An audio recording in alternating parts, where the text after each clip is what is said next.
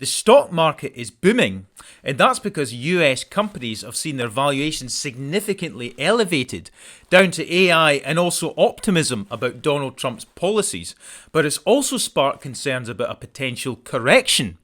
US stocks now make up 70% of the MSCI World Index, and more people are committing their capital to the US than at any other time in history. As an advisor, I've been studying this carefully for months. So in this video, I'm going to talk about the reasons why the market is soaring, but also what might happen next because of what's happening in the US.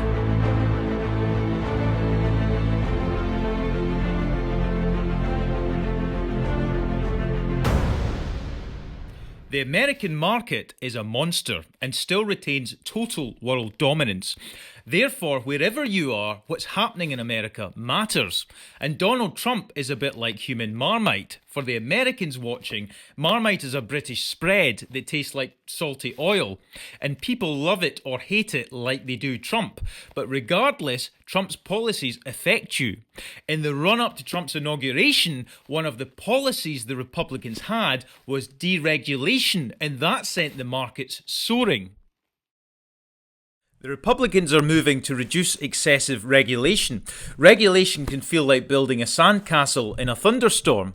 And one of the key ways they're doing that is to make sure banks can release more money to people. These regulations went up after the 2008 financial crisis because banks were lending to people that couldn't pay it back. That's subprime lending. They were lending hundreds of thousands of dollars to Jimmy No Job who couldn't pay it back. So the regulation said banks must have certain capital adequacy that they don't lend out. Well, that's all being turned on its head. Now businesses will be able to get more funding. Small businesses will be able to get more funding as well. And it's also good for bank shareholders because there's more revenue coming in as a result of that. The only problem is there's a risk of banks becoming over leveraged. The upshot is that the markets have already priced in that Trump is pro-growth, even at the expense of higher inflation and interest rates. Trump has signed a wave of executive orders to this effect, one to speed up deregulation, where 10 regulations must be removed for every one put in place, and also, of course, the pulling out of the climate accord with his policy of drill, baby, drill. Now, there's one thing that Trump really hates, other than windmills, and that is tax. He proposes to cut tax on business to 15%. And what that will do is increase revenue for the businesses in America and help to justify their higher valuations. But it's also inflationary, and above all, it will add trillions to the deficit, and that's not good for the bond market. So that policy, if it gets through, Trump has to get it through Congress. The Republicans do have the House and the Senate, but only by slim majority. Therefore, it's likely that in order to push through the tax cuts, they will need to find savings elsewhere. They have brought on Elon Musk to run the Department of Government Efficiency, or DOGE, with the express aim of cutting down the government bureaucracy and its 2.4 million employees, not including the military. First in Elon Musk's sights is US aid with its $40 billion annual budget. That has now been frozen, and Elon Musk calls them a viper's nest of leftist Marxists.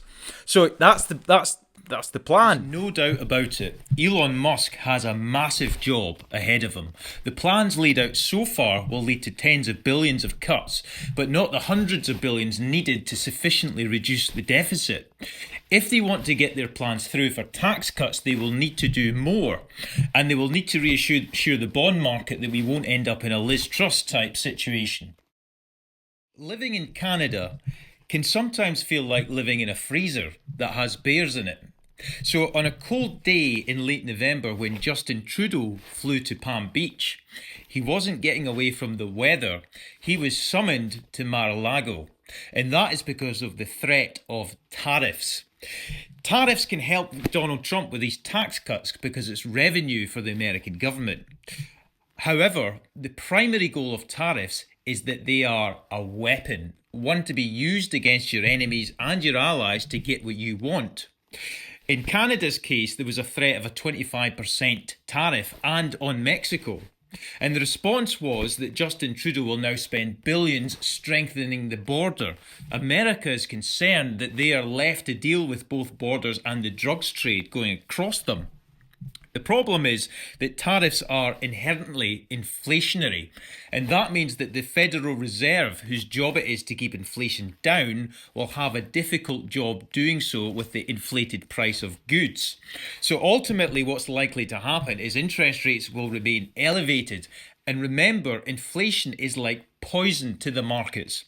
So in the back of this, what we're going to see in 2025 is volatility, particularly if there's retaliation. There's already been retaliation from China, who's retaliated with their own tariffs. The threat of a trade war, therefore, looms if this ratchets up further. So what about AI? Which powered the market last year. Nvidia, the third largest company in the Nasdaq, also drove about 20% of the returns in the S&P 500 last year. The AI boom is driving the market to new heights, but a Vanguard economist recently said that this sort of resembles the 1997 dot-com bubble.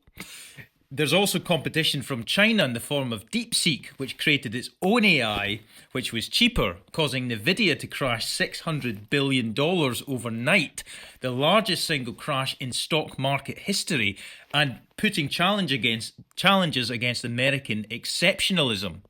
However, faith is being restored into the market as large providers like Alphabet and Meta are ploughing tens of billions into the AI models this year.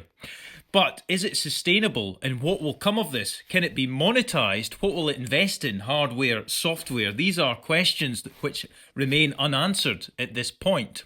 So what we're likely to see is continued volatility from AI as we try and gauge what the actual merits are over time. 2025, the environment does remain positive, but we're in for a bumpy ride. Volatility is a key metric of risk, and that is set to rise in 2025. The potential for stock valuations to fall has also increased, but with Trumponomics, the likes of tax cuts and deregulation, there is more of a tailwind behind the US, which continues to grow, unlike some of its neighbours in the EU. Tariffs have also, or the prospect of tariffs, have also hurt consumer confidence. And it's unlikely that they will reduce the deficit by as much as planned under DOGE.